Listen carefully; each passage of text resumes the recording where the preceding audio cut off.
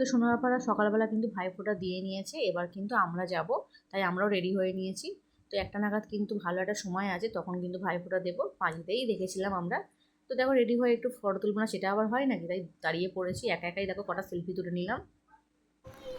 Hello বন্ধুরা, তো দেখো রেডি হয়ে নিয়েছি, আর সোনা বাবা ঘুম থেকে উঠে পড়েছে, ও ঘুমাচ্ছিল।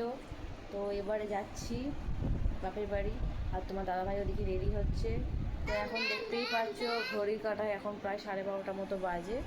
তো একটার সময় যেহেতু ভালো সময় আছে, 5টে দেখেছিলাম, তাই একটাকে দেবো। হ্যাঁ মা, হ্যাঁ মা।